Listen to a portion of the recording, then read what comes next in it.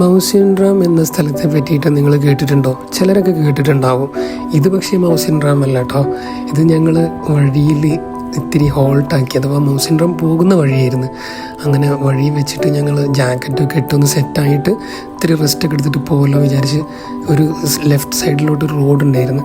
അതിൽ നമ്മൾ പോയപ്പോൾ കണ്ട കാഴ്ച കേട്ടോ, വല്ലാത്ത ഭംഗിയുള്ള സ്ഥലം. അവിടെ ഇറങ്ങി നിൽക്കുന്ന സമയത്ത് തന്നെ ഒരു പശു ഉണ്ടായിരുന്നു. ഞങ്ങളെ നോക്കിയിട്ട് എവിടെ നിന്നാണ് നിങ്ങൾ വരുന്നതെന്നുള്ള ഭാവത്തിൽ ഞങ്ങളെ മുഖത്തേക്ക് ഇങ്ങനെ നോക്കുന്നുണ്ടായിരുന്നു.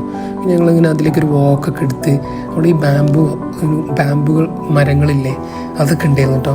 അത് ഒരുപാട് തിങ്ങി നിൽക്കുന്നത് കാണാൻ ഭയങ്കര രസമായിരുന്നു. നിങ്ങൾ കണ്ടിട്ടുണ്ടാവും. അങ്ങനെ വീണ്ടും പശുവിൻ്റെ അടുത്ത് കൂടെ ഇങ്ങനെ നടക്കുകയായിരുന്നു. പശു ഇങ്ങനെ എന്താണെന്നറിയില്ല, ഒരു മൈൻഡും തരുന്നില്ല കേട്ടോ. പിന്നെ ഇങ്ങനെ ഞാൻ തിരിഞ്ഞു നോക്കുന്ന സമയത്ത് എന്നെ ബാക്കിൽ നിന്ന് ഇങ്ങനെ നോക്കുന്നുണ്ട്. എന്താടാ നിങ്ങൾ, എന്താ പരിപാടി എന്നുള്ള നിലയ്ക്ക്. പിന്നെ കുറച്ച് കഴിഞ്ഞപ്പോൾ നമ്മൾ മെല്ലെ അതിനെ ചുറ്റിപ്പറ്റി നിന്നപ്പോൾ പരിചയഭാവമൊക്കെ കാണിക്കാൻ തുടങ്ങി പുള്ളിക്കാരൻ. അങ്ങനെ എൻ്റെ അടുത്തേക്ക് വന്നു. ഇതേപോലെ മെല്ലെ മെല്ലെ ഇങ്ങനെ വന്നിട്ട് ക്യാമറയിൽ ഇത് മെല്ലെ മണത്തി നോക്കി. ഉമ്മ വെച്ചതാണെന്ന് എനിക്ക് അറിഞ്ഞൂടെ കേട്ടോ. നല്ല രസമായിരുന്നു.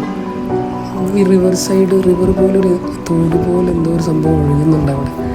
അപ്പോൾ അതിൻ്റെ സൈഡിൽ ഉള്ള കാഴ്ച, അതിങ്ങനെ പുല്ലൊക്കെ ഇങ്ങനെ മേലോട്ട് പർവ്വതങ്ങളായിട്ട് മാറുന്നത് വല്ലാത്ത കാഴ്ചയായിരുന്നു.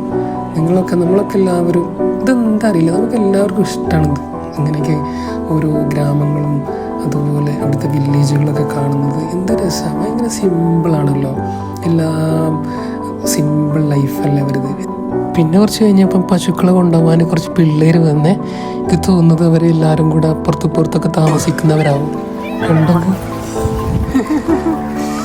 പശു വന്നിട്ടും കുട്ടികളെ ഒച്ചപ്പാടും നായാട്ടും നല്ല മൂടായിരുന്നു. എന്ത് രസമായിരുന്നു.